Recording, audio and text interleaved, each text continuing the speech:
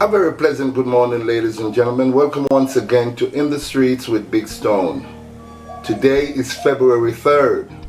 I'm on my way to Maypen, right in front of the Maypen court, where little Nzinga King stand trial today. Let me give you an update as to what has been happening with the story. Nzinga King's hair was forcefully cut by a policewoman while in police custody on July 24, 2021. The police commissioner ordered an internal investigation into the ear cutting. Nothing has happened almost 7 months since. Police abuse of citizens in their custody continues unabated.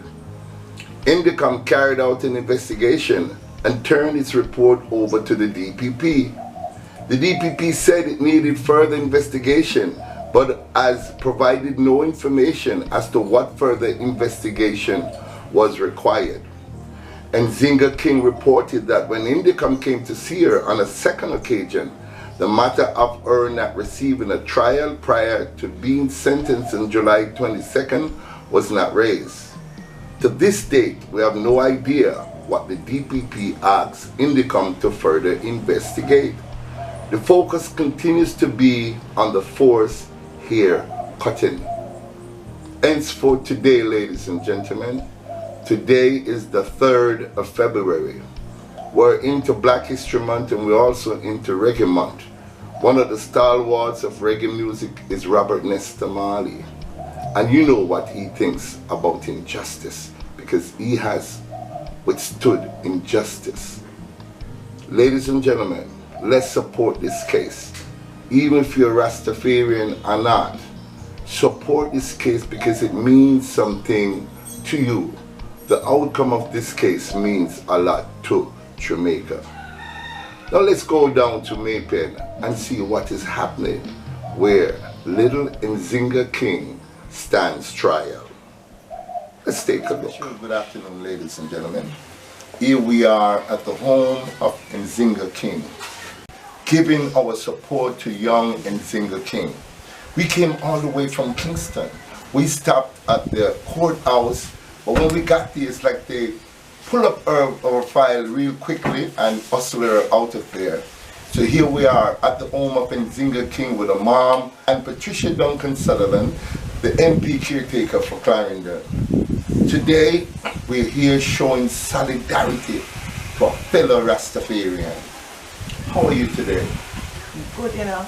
A little bit upset and annoyed that we have to be here with Nzinga on a day like this. The case gets called up today with a trial, put off again with a trial date for June 15th. But even more so, just generally annoyed that they would call back this case for not wearing a mask after she was pepper sprayed in a taxi and after she had her locks cut in police lockup. And up to now, the DPP can't say nothing about it. I will give her the whole month of January because she needed January to do it. But Miss Duncan Sutherland, what really puzzles me, wasn't she charged for disorderly conduct Well, you know, and fined? It's a confusing thing. So she was originally charged for disorderly conduct? No, originally she was charged for not wearing a mask. That's what them have on the paper when they come okay. home. Then she got to court, and when she reach a court, them say it's disorderly conduct. And then them give her a fine for disorderly conduct that she never understand she could have paid the fine, so she got to lock up. When she lock up, them cut off her locks and send her out. She go in with locks and she come out without locks. And then in November, Shirley will tell you, then just the public defender say, you don't know you have a court case? Yes. So you didn't know it just pop up on you out of the sudden? Wow. It was from the public defender's investigation that we found out that she has a court case for November 23rd. So that means if she had not gone to court then, a bench warrant would have been issued for her because unknowingly. Unknowingly, yes. We are frustrated, the Rastafarian. And at that time, she was in hospital. Wow. Because she was having an infection around her heart. Because of the whole stress. I remember when I did the Tracy and Ricketts story, a beautiful little 14-year-old girl that was suffering from osteosarcoma, a miniature cancer in the jaw. It started off as a grain of salt And because she didn't get much attention, it grew to the size of a football. I remember I went in front of CVM television and I cried my heart out, begging for the Prime Minister and begging for the Health Minister to intervene and help little Tracy Ann Ricketts. And they let this little girl pass away. So you know what happened to me? I ended up in the hospital. My blood pressure went 225 over 167. And they're saying that I have a black arteries in my heart. So I understand what little Nzinga is going through in terms of stress. Stress will bring these unknown sickness that you don't have on top of you. I must commend you though, Patricia, because of your dedication to the family, your hard work. When the case first came out, you was the first face on television alongside with the family, and I'm very happy that you're still here going through the long haul. And it is a long haul, and we know that because what we know in Jamaica is that justice system don't set for regular and ordinary Jamaicans. Because it is too hard for a Jamaican to get justice in this country. And when you make justice system hard like that, what it means is that people are going to get angry. And what it means is that crime going to get out of hand. If we don't work out how to treat people with respect in our country, with dignity in our country, we're not going to solve the problems.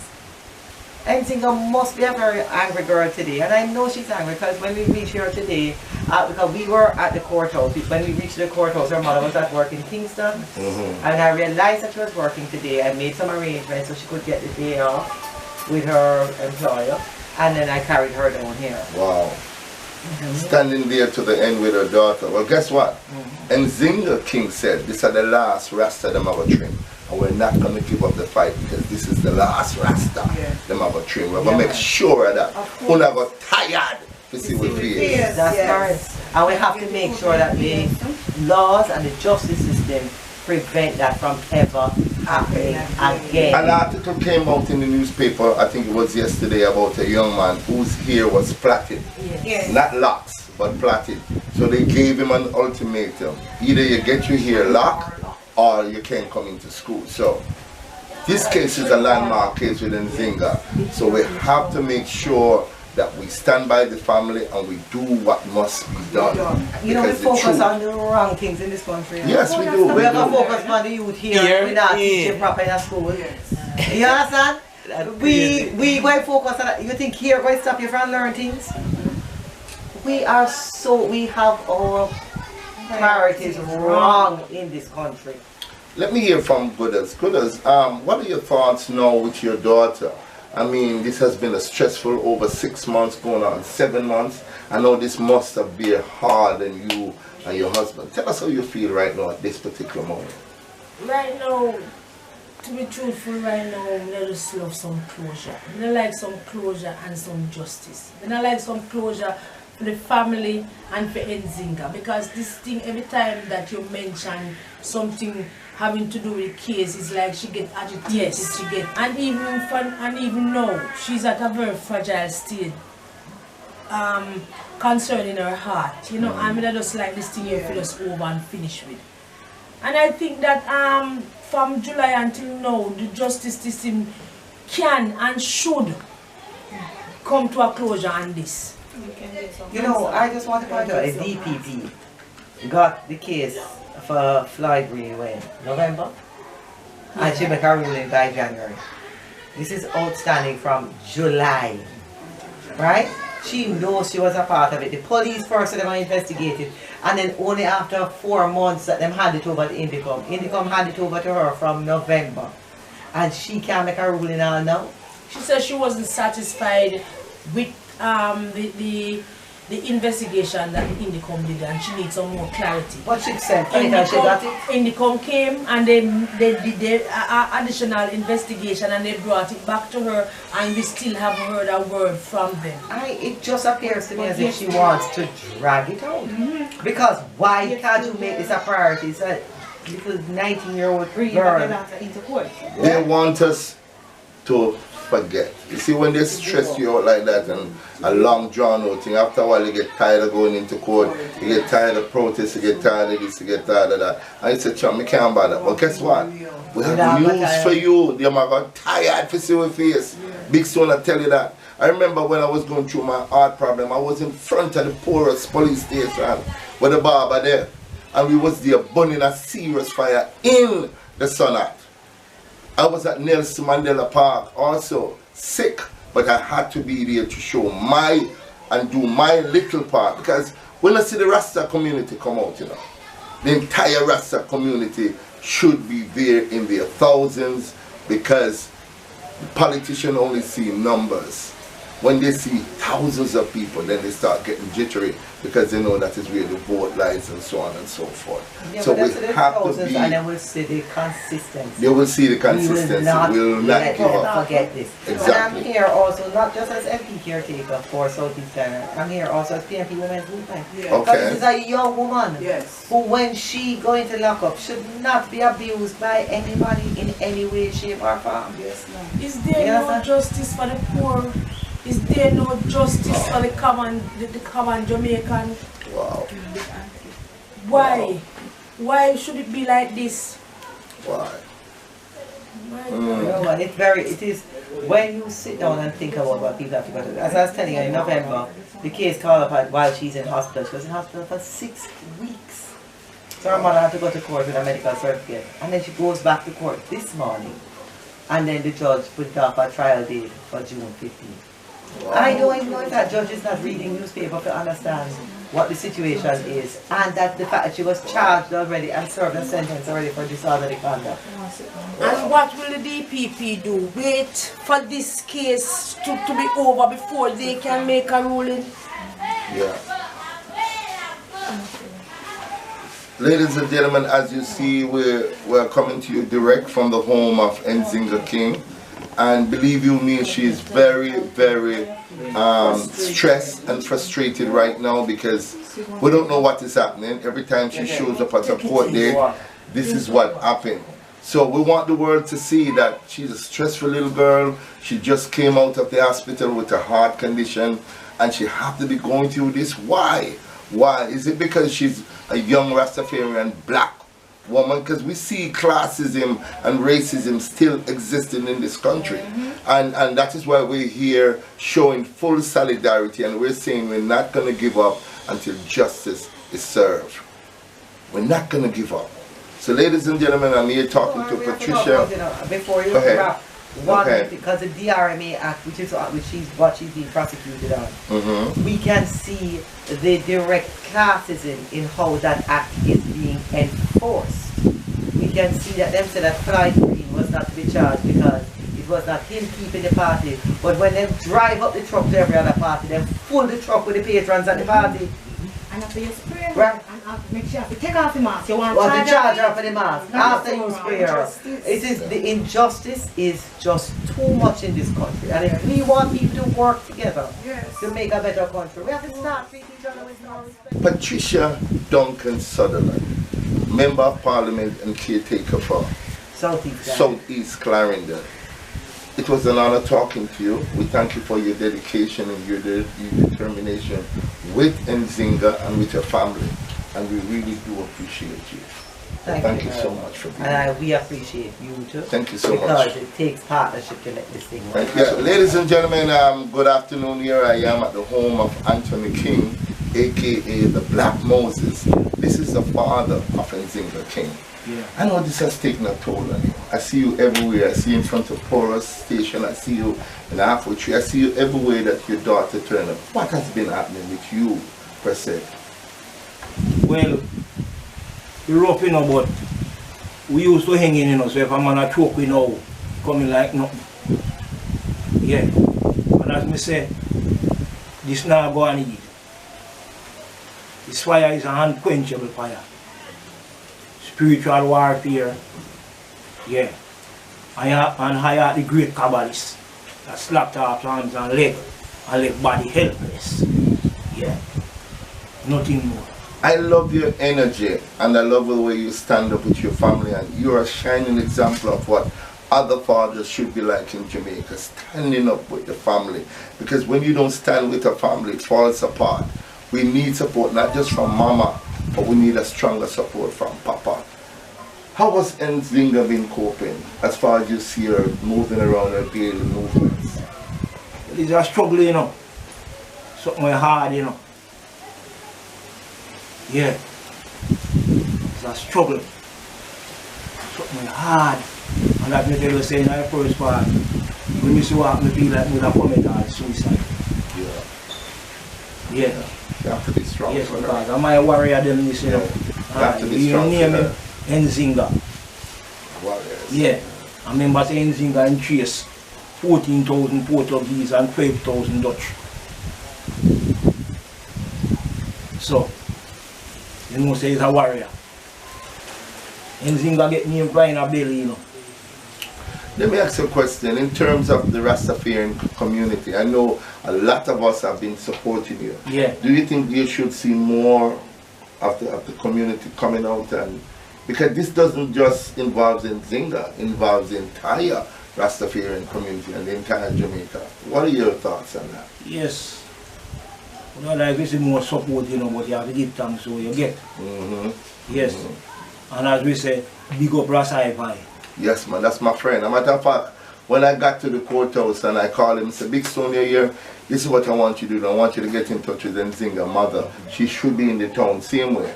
Yeah. So when we called, we was right in front of the courthouse. Yeah. And she said, well, she's on her way to Lion Town. Yes. Because this is so important to Rastafari, Yeah. we moved from Maypen and drove all the way to here Yeah. to come and talk to you, to hear from your perspective. Because we know how the news is. We know how those television stations are. They will only show you whatever they feel like want to show you, and not show you the real grief, the real anger that exists amongst the family. So that is why I am here to cover that aspect, so that the world can see for themselves. And we say big up Rasai V. Yes. Yeah. And big up Chronics too. As a warrior. As a warrior. Yeah. Full support. Full support. As a matter of fact, Chronics was at Nelson Mandela Park. I videotaped him, and in less than 10 hours, the video went up to 75,000 people. So because of Chronics, his big following, because you know his fan base is big enough, and his following is now attached to the case. You have people from all over the world calling me, asking me, you know, what's going on. As a matter of fact, on my way here, I spoke to Isis Miller from Roots FM, and she was asking me what is the outcome of the case, and I had to tell her, well, it put off until the 15th of June, until further notice. So I said, all right, let me hear from the family. Yeah. So that is why we're here, to give you our full support. As we say, remember Nelson Mandela spent 27 years under a grip of apartheid, and when he returned, he becomes the president. Yeah. True. And as I said last year, I say we will not flatter in the struggle against apartheid until victory is won by our African brothers. True. So you have to believe in yourself. And he also said, in this 21st century, David shall still slay Goliath. So we now going to give up. Yeah. We now give up. Well, give thanks enough for talking to me. Yeah, man. You want to say something? Yes, as I talk about this last year, last week I got a call from the Ethiopian World Federation. Yes. Yeah, because they said that they were just hearing about the case with Nzinga. Yes, and they have come on board and they are giving us their support also. Good. So big up the Ethiopian World Federation. Yeah. Is it Jem Myers that spoke with you? A lady by the name of Jem Myers? No, her name is her name is in the phone. Okay. Well, we big up the Ethiopian World Federation. It's a big organization scattered right across the world, the United States of America. Yes, So. the one that I spoke to, they are based in America. Okay. So you see that, ladies and gentlemen? Rastafarian all over the world, not just in Jamaica, but in the United States, in Europe, in Africa, they are concerned about Nzinga King. They are not putting it to rest. Her name, this is her name. Her name is above Alice Lassier's picture. Okay, her name is Madonna La Negra. Yeah. Madonna La Negra. Big up yourself. Thank you for reaching out to the family, And just like how we are. It was a brethren from Ghana. Okay. Yes, P God. They call him P God. He was the one who contacted them, and she contacted me. Okay. Yes. And then, is there a fund going, because you need financing? So, is there like a GoFundMe up for Nzinga? No, we haven't gotten any. We haven't done anything like that? We don't But you need the support, you know. I was sick the other day. I asked my friends out there, my fan base out there, for help, and they did help me. You know? Well, the family said they don't want any handouts, so to speak. But lawyers are costing you a pretty penny though. Well, if we can get that strength, we would welcome it, but we haven't gone to that. To the extent of putting up a GoFundMe per se. Well, we understand. Okay, was there a contact number for that? Because a lot of people will be watching this right across the world. Is there a number that you want to put up, you know, so that somebody can contact you? I put up my number. Yes, what's your number? My number is 370-0760. That is 876-370-0760. 0760. And that is Nzinga King's mom. We call her Gooders. Alright, well there you have it. Mr. King, big up yourself, you know, man. Yeah, man. And that's all the faith seen. Yeah, man, I'm more life, you know. I'm more life, you know. Black Moses in yes, him, man. and I said that's all the faith seen. Yeah, man. The fire never stop burning, you know. And we not stop burning the fire. No. So we say, just give thanks and praise your life. Give thanks. And life are greatest, and we say health and strength and healing. Thank you. So we give Isis to the Emperor, Haile Selassie, Empress Menina, and we hail Marcus Garvey and all the ancestors. Well without said. the ancestor, you know, no work can go on.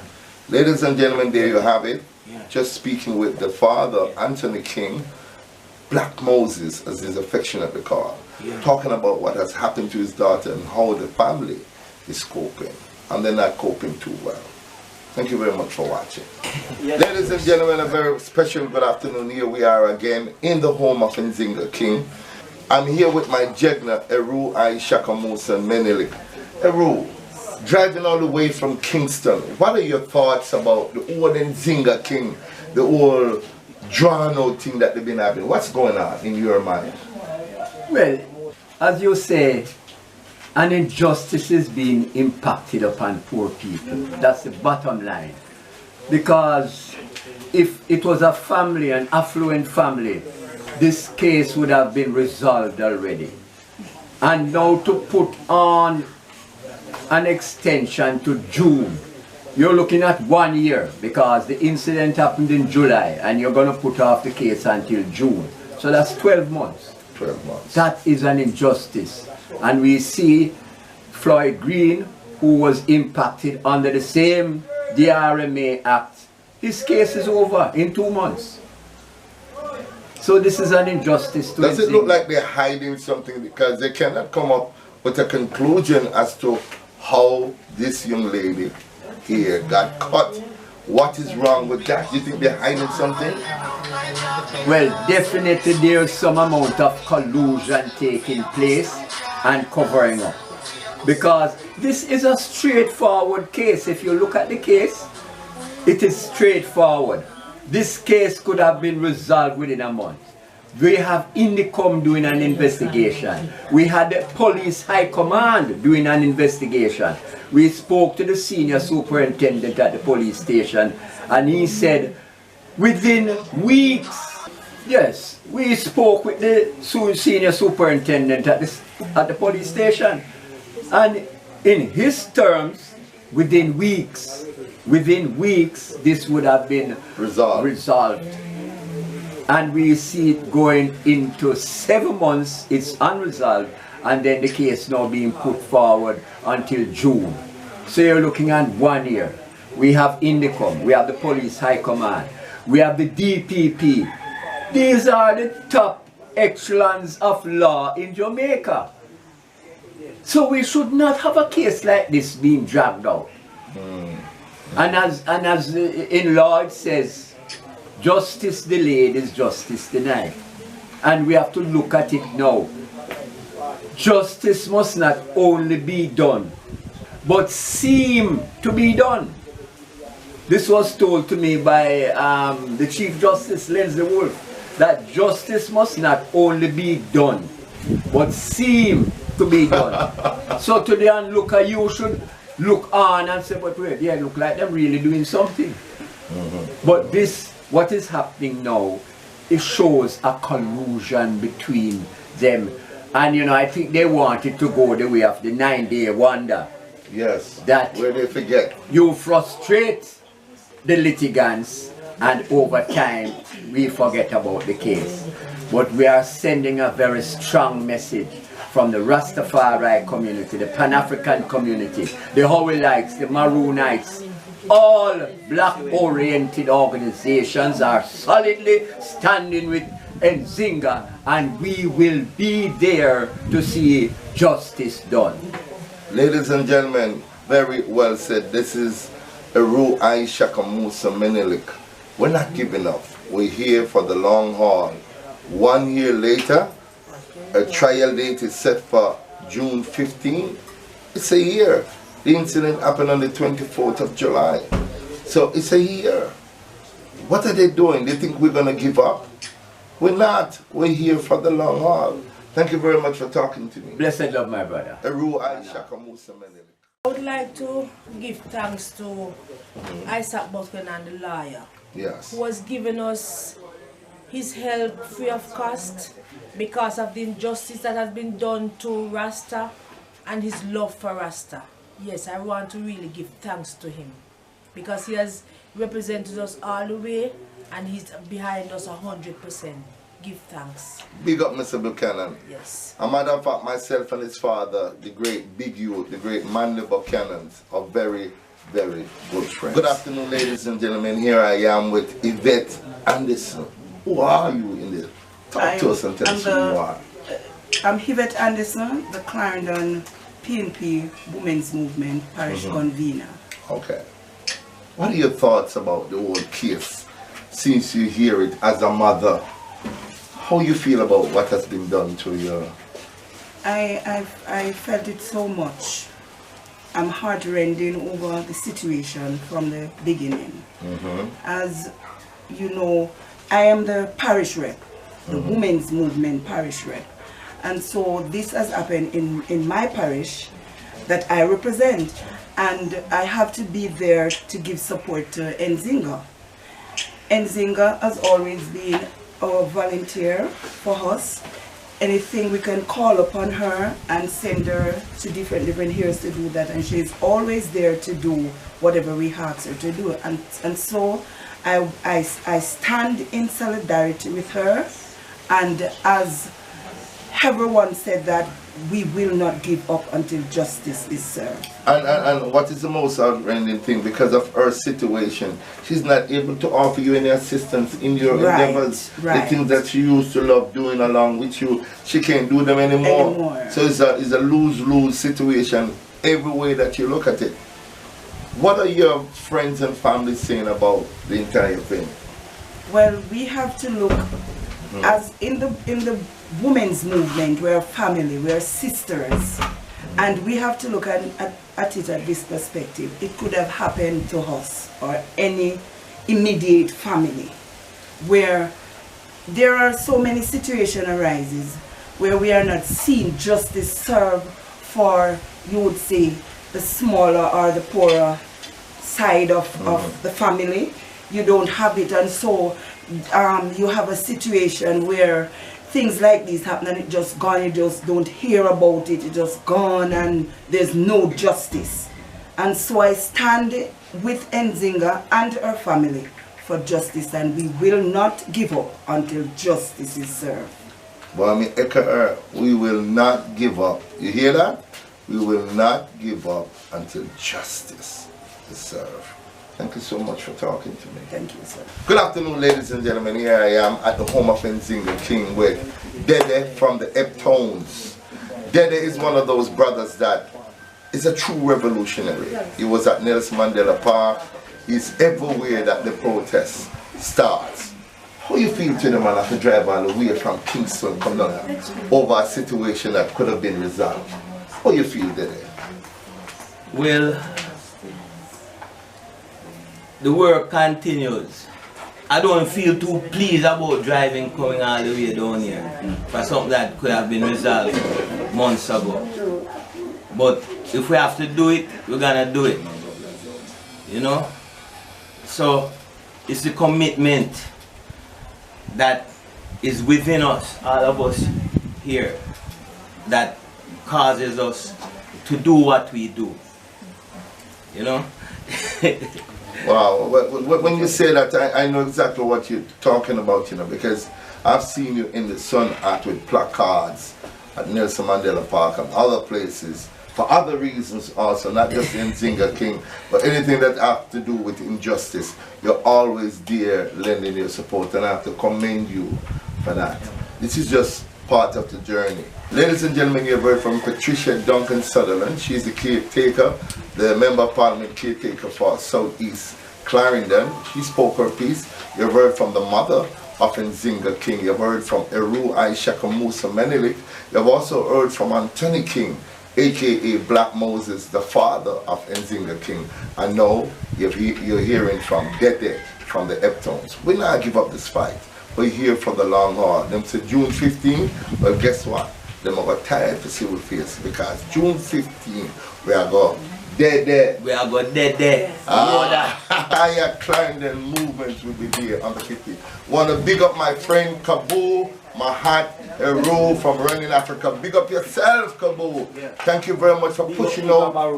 Thank you very much for pushing out the energy on your Running Africa. And I listen to you all the time.